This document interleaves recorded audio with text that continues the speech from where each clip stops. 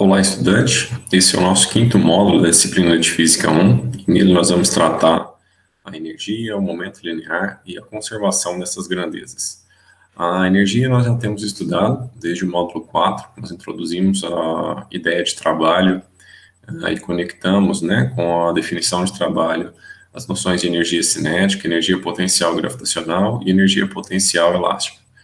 A ideia agora é a gente sintetizar esse estudo na forma de uma resolução para os problemas que envolvem movimento, que não dependa das características vetoriais quando a gente trabalha, com forças, que a gente possa trocar isso por uma descrição em termos de uma grandeza escalar, que seria a ideia da energia, e fazer essa descrição com base na conservação da energia, garantindo que essa quantidade física ela vai se manter constante quando nós analisamos as diferentes formas de manifestação dessa propriedade.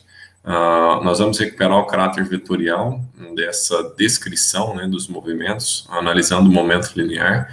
Então, a ideia é que a gente consiga descrever melhor a ideia de energia, definir o momento linear e trabalhar com essas duas grandezas na descrição dos movimentos.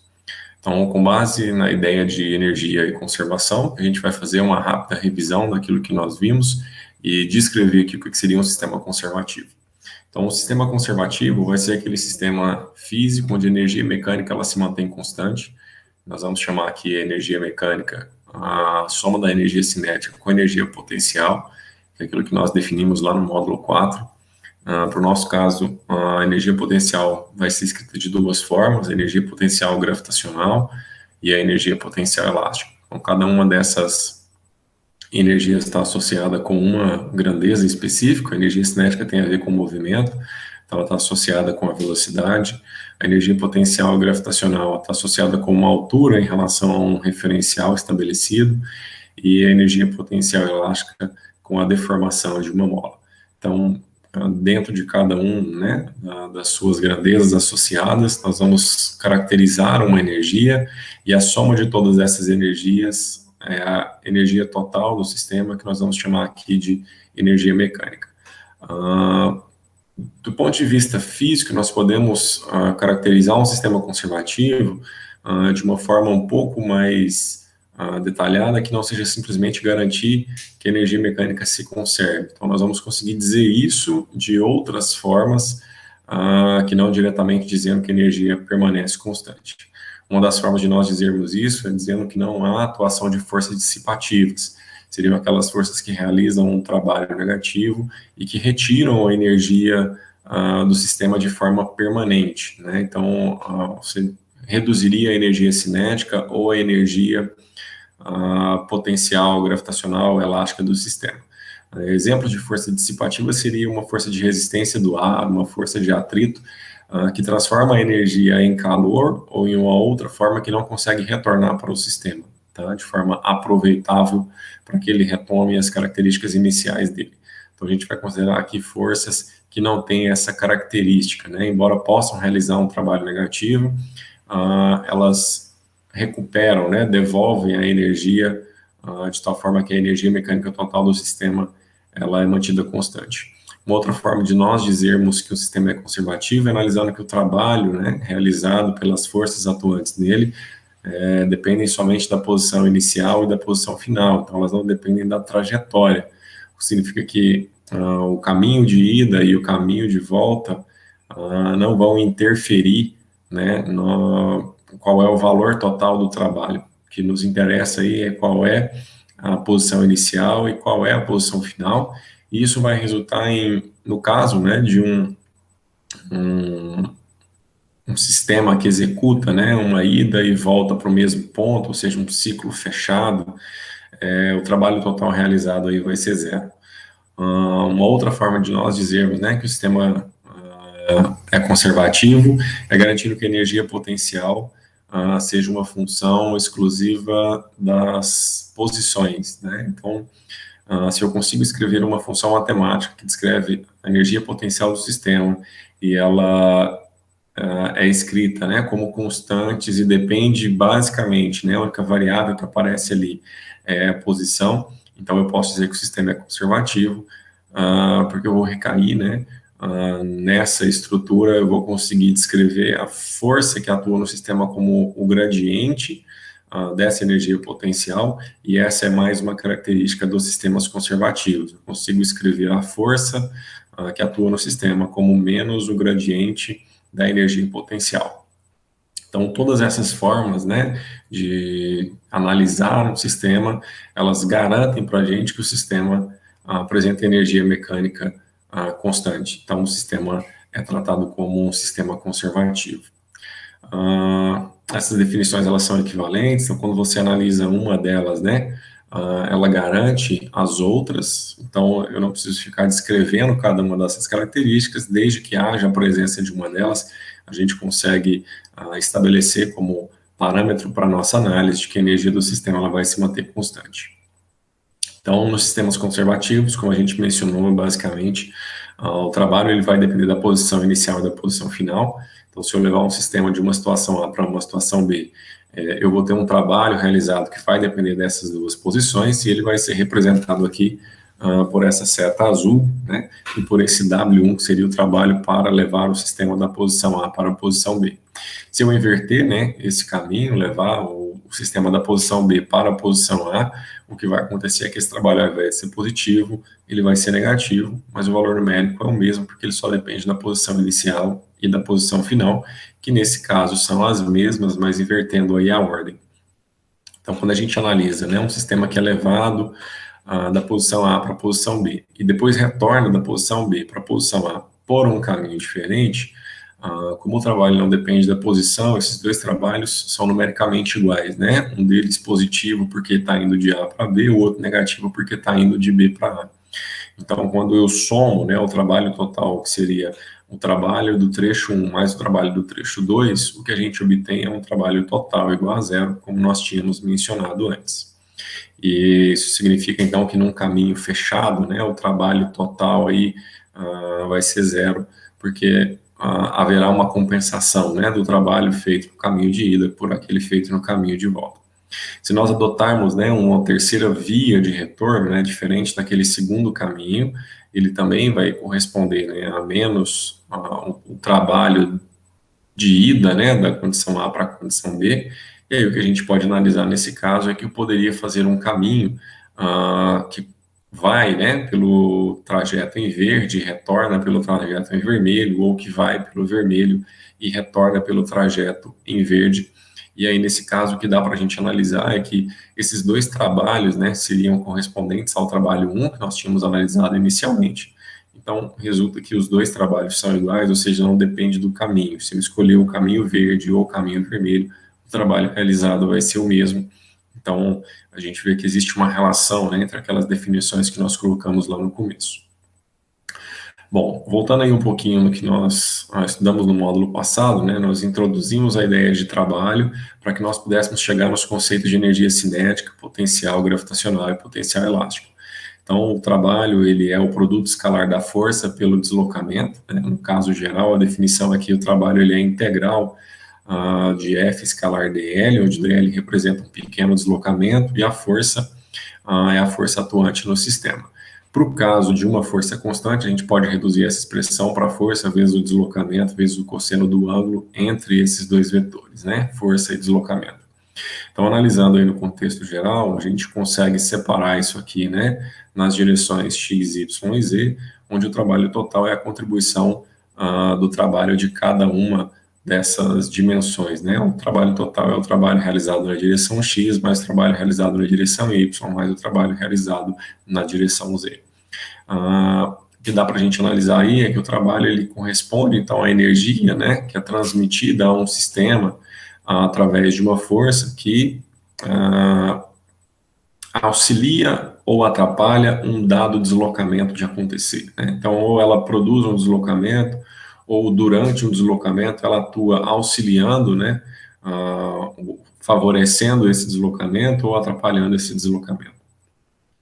de forma que nós podemos separar aí, né, essa força em duas componentes, uma em X e uma em Y, e ver que, de fato, aquilo que vai contribuir, né, como ganho de energia ou retirada de energia para o sistema, é a componente da força que está alinhada no sentido do deslocamento. Então, no caso da minha figura, eu só teria trabalho realizado na direção X, apesar de ter uma componente na direção Y, como não há deslocamento nessa direção, então não há trabalho realizado nessa direção. Então, o trabalho total, né, ele leva em consideração aí a energia em cada uma das direções que a gente está analisando.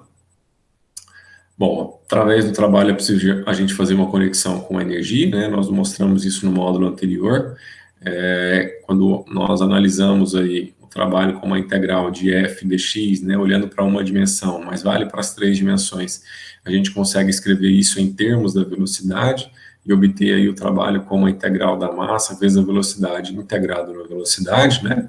Então a gente chega numa relação matemática onde o trabalho é a diferença entre a massa velocidade ao quadrado dividido por 2 para a configuração final e para a configuração inicial do sistema que nós temos. Esse mv ao quadrado sobre 2 é o que nós definimos como energia cinética, então o trabalho corresponde à variação da energia cinética do sistema. De forma semelhante, nós analisamos a energia potencial gravitacional, então da definição do trabalho, a gente analisa a força-peso, né, integrado aí num deslocamento ao longo da direção vertical, e chegamos aí numa relação de que o trabalho ele é a integral de menos mg dy, né, onde o dy é essa altura, né, que o sistema vai ganhar ou que ele vai perder. Então, nesse caso, o trabalho ele fica sendo escrito como menos a massa vezes a gravidade, que multiplica a posição final menos a posição inicial, onde o mgy é o que nós definimos como energia potencial gravitacional, e, portanto, o trabalho é menos a variação da energia potencial gravitacional. Ou seja, aquilo que você ganha como energia cinética é aquilo que você perde como energia potencial gravitacional e vice-versa. Da mesma forma, vale a análise também para energia potencial elástica, né? No caso, a partir da definição do trabalho, a integral seria da força elástica, né, no deslocamento, né, na deformação da mola. Então, nós teríamos um integral de menos kx dx, que vai ter como resultado um kx ao quadrado dividido por 2, aplicado na condição final e na condição inicial, que daria, então, né, menos a variação da energia potencial gravitacional. Da mesma forma que para o caso da energia potencial gravitacional que nós obtivemos antes, vale aqui para a energia potencial elástica, o trabalho é menos a variação da energia potencial. Mais uma vez, aquilo que você perde de energia potencial é o que você ganha de energia cinética e vice-versa. Então, de maneira geral, o trabalho é a variação da energia potencial, é a variação da energia cinética e menos a variação da energia potencial. Então, se nós juntarmos, né, essas duas relações, é possível a gente estabelecer, então, que a variação da energia cinética é menos a variação da energia potencial e, consequentemente, né, se nós ajustarmos aí os termos inicial junto com o inicial e final junto com o final, a energia cinética final mais energia potencial final é igual à energia cinética inicial mais energia potencial inicial. E se nós definimos, então, essa energia cinética e potencial somadas como energia mecânica, a energia mecânica inicial é igual à energia mecânica final, e, portanto, o nosso sistema é um sistema conservativo. Esse é o tipo de sistema que nós vamos tratar, né? O sistema onde a energia antes é igual à energia depois, e o que nós vamos ver é uma mudança na forma de manifestação da energia. Então, a energia que era cinética pode virar potencial, o potencial pode virar cinética, e nós temos, então, essa transição, né? Tanto de situações onde a energia é completamente transformada, como situações onde ela é parcialmente transformada. Então, eu posso ter situação inicial, onde o objeto só tem velocidade, não tem altura em relação ao chão, então ele só tem energia cinética, e em um determinado momento ele tem uma outra velocidade e tem agora uma altura em relação ao chão. Então, por isso, ele passa a ter uma energia cinética e uma energia potencial. Mas a soma dessas duas contribuições tem que ser igual à energia cinética que ele tinha inicialmente, que era o que representava a energia mecânica dele no início do movimento. Então, essa é a ideia, né, por trás do sistema de conservação de energia. Nós vamos descrever os processos de movimento, tentando guardar, né, essa relação de que a energia antes ela deve ser igual à energia depois.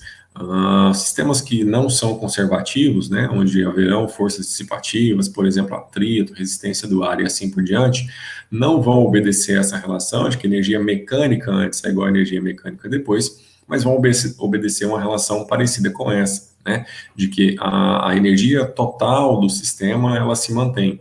E aí essa energia total seria a energia mecânica que nós teremos no sistema, mais a energia que foi retirada ou que foi incorporada a ele, né? Então nós vamos analisar essa energia na forma de um trabalho que vai ser calculado aí por essa força, né, vezes um deslocamento, e que vai contribuir aí para um ganho ou para uma perda de energia. Então, no caso de um atrito, né, havendo atrito, o que eu tenho que analisar é que a energia total que ele tem antes tem que ser igual à energia que ele tem depois, mais o trabalho, né, que foi realizado por essa força dissipativa. Só levando em consideração o ajuste de sinal, né, porque quando eu falo em um trabalho realizado por uma força dissipativa, então ele vai ser negativo, a energia ela é retirada do sistema. Então, na verdade, seria eu pego a energia total que o sistema tinha inicialmente, retiro esse trabalho, né, realizado por uma força dissipativa, e esse resultado tem que dar a energia que eu tenho no final, ok? Bom, com relação à parte de energia, era isso que nós tínhamos para analisar, e o que nós vamos falar a partir de agora é da grandeza que nós já definimos também no módulo 4, mas que nós vamos abordar de uma forma um pouco mais completa agora, que é o momento linear. Então, o momento linear, ou quantidade de movimento, é uma grandeza física que mede para nós qual é a quantidade, né, associada ao movimento de um determinado sistema. Então, é muito comum nós estabelecermos uma relação, né, de que o movimento do sistema acontece em razão dele apresentar velocidade, mas a velocidade não é a única coisa que quantifica esse movimento. Nós conversamos, né, no nosso último módulo, que a massa também interfere nessa ideia. Então, se eu arremesso duas bolas em direção a uma pessoa, né, uma bola de ping-pong e uma bola de boliche com a mesma velocidade, a força que eu preciso fazer para colocar esses dois objetos em movimento é diferente. Eu preciso de muito mais energia para lançar a bola de boliche do que a bola de ping-pong. E da mesma forma, a pessoa que recepciona essas bolas vai ter um esforço muito maior para conseguir parar a bola de boliche do que a bola de ping-pong. E a diferença não está na velocidade, mas está na massa desses dois sistemas.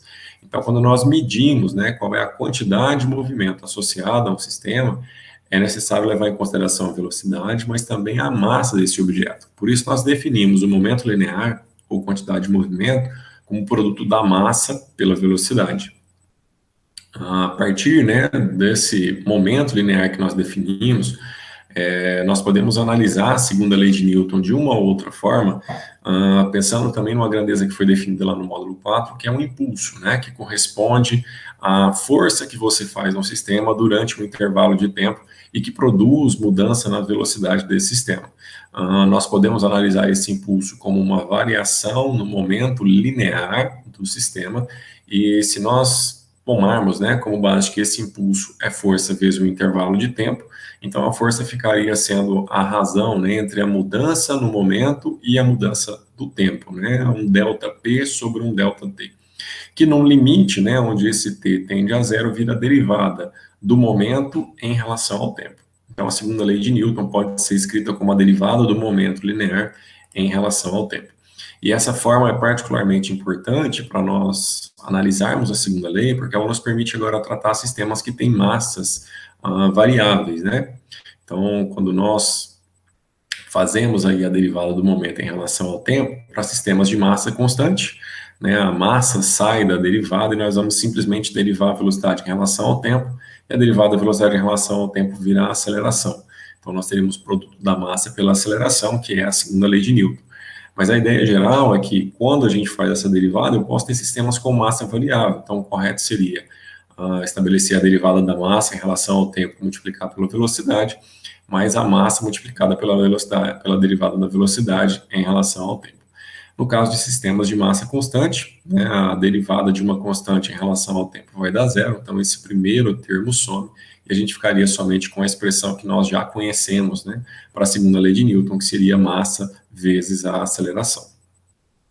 Então, o momento linear ele é particularmente importante porque ele nos dá agora uma nova possibilidade de tratar, né, de forma alternativa às leis de Newton, sistemas que envolvem movimento. Então, nós vamos continuar conseguindo descrever o sistema, só que agora levando em consideração uma outra grandeza, né, e uma outra formalidade que vai nos permitir alguns ganhos, né, algumas vantagens em relação ao tratamento por leis de Newton para alguns sistemas físicos, por exemplo, o caso de colisões, onde essas interações são as forças trocadas durante a colisão acontecem durante um intervalo de tempo muito curto, né? Então fica difícil você medir efetivamente qual seria o valor da força atuante ali, e aí nós vamos encontrar uma maneira alternativa de resolver esses problemas. Com relação ao momento linear, né, uma coisa que nós podemos analisar é que para que o sistema, né, permaneça em repouso ou em movimento retilíneo uniforme, que é a primeira lei de Newton, é necessário que a força seja zero. Então, as situações onde a força dá zero, significa que a derivada da velocidade em relação ao tempo, ela tem que dar zero. Ou seja, dv dt igual a zero significa velocidade constante. Se a velocidade é constante, o momento é constante. Então, a primeira lei de Newton é garantida, né, em sistemas onde o momento linear permanece constante. A conservação do momento linear, né, garante para a gente aí, então, que o produto da massa pela velocidade ele vai permanecer constante à medida que o sistema evolui no tempo. Então, se eu tenho um objeto, né, com uma determinada massa e uma determinada velocidade, para que esse momento permaneça constante, se a sua massa não muda, a sua velocidade deve permanecer constante também. Então, existem duas possibilidades. Se ele está em repouso, ele vai continuar em repouso. Se ele tem uma velocidade diferente de zero, ele vai permanecer com essa velocidade diferente de zero, que vai ter o mesmo módulo, a mesma direção e o mesmo sentido, recaindo aí na primeira lei de Newton, né? Então, o momento permanecer constante significa que o sistema está ou em repouso ou em movimento retilíneo uniforme. O que nós podemos analisar, então, é que se esse momento, né, ele permanece constante, o que nós podemos analisar, então, a partir daí, é que o momento ganho por um determinado elemento do sistema, ele deve ser perdido por outro elemento do sistema. E aí, quando a gente faz, por exemplo, né, o lançamento de um projétil, né, imaginando aí a configuração de um canhão, ele projeta esse projétil para a direita, o que vai acontecer aí é que a força que o canhão faz no projétil empurra ele para a direita, mas o projétil responde fazendo no canhão uma força para a esquerda. Então, eu vou ter no total, né, uma força igual a zero, considerando esse sistema fechado, né, então a força que o canhão faz para frente é a mesma que o projétil faz para trás, então a força total do sistema é zero, e o que nós vamos conseguir depreender daí é que, pelo fato do projétil ser projetado para frente, o canhão deve ser projetado para trás. Então, o projétil vai ganhar velocidade para a direita e o canhão vai ganhar velocidade para a esquerda. Mas a ideia é que o momento total do sistema ele deve permanecer constante. Então, nós vamos conseguir analisar isso aí de uma outra forma. Então, se a gente fosse pensar pela terceira lei de Newton, né, essas duas forças elas têm que ter o mesmo módulo, né, a mesma direção nesse caso e sentidos opostos. Então, a massa do projétil vezes a aceleração do projétil é igual à massa do canhão vezes a aceleração do canhão. E aí o que a gente percebe é que, havendo uma diferença de massas, né, entre esses dois elementos, a gente vai perceber uma diferença também entre as acelerações. O objeto que tem menor massa tem maior aceleração, aquele que tem maior massa tem menor aceleração. Então, a gente percebe um ganho de velocidade maior do projétil e um ganho de velocidade menor do canhão, né? O canhão sofre um recuo menor e o projétil, né, uma projeção maior do que aquela que a gente observa para o canhão. Mas dá para a gente analisar isso também através da questão do momento, né? Então, o momento permanecendo constante significa que o momento que é ganho para frente pelo projétil vai ser aquele momento que é perdido, né, entre aspas, aí, pelo canhão para trás, né? Então, aquele recuo do canhão, ele é compensado pelo que o projétil ganhou para frente. Então, o momento, né, do canhão e do projétil deve ter o mesmo valor, o sentido aí vai ser diferente, mas o valor numérico tem que ser o mesmo, para que quando eu some os dois, né, o resultado dê zero, e aí o que a gente vai ter nesse caso é que a massa vezes a velocidade do projétil tem que ser igual à massa vezes a velocidade do canhão. E aí a gente percebe a mesma relação, né, de que o objeto que tem menor massa vai ter um maior ganho de velocidade, aquele que tem maior massa vai ter um menor ganho de velocidade. Então, por isso, o canhão sofre um recuo menor e o projétil um disparo com um alcance maior. No nosso próximo módulo, nós vamos estudar os processos de colisão. Por enquanto, o que nós estamos interessados em poder descrever, né, esses sistemas físicos agora, olhando para essa nova grandeza, para o momento linear, que vai obedecer uma relação muito semelhante àquela que foi vista para a energia de conservação. Então, o momento linear do sistema, ele deve se conservar, e se conservando, nós podemos garantir, então, aí, que aquilo que é projetado para frente vai ter como consequência um outro elemento projetado para trás, onde haverá aí uma compensação desses momentos, né, ganho e perdido, de tal forma que o momento total do sistema permaneça constante. Espero que esse material tenha ajudado você a compreender a importância, né, e a definição dessas grandezas que nós vamos utilizar. Um forte abraço, bons estudos e até o nosso próximo encontro.